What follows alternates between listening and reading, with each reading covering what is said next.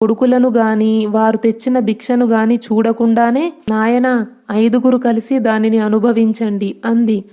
యువతలికి వచ్చి చూశాక అది సాధారణ భిక్ష కాదని రాజకుమారి ద్రౌపది అని తెలిసి కుంతికి చాలా పశ్చాత్తాపం కలిగింది. అయ్యో నేనేం చేయను అని బాధపడింది.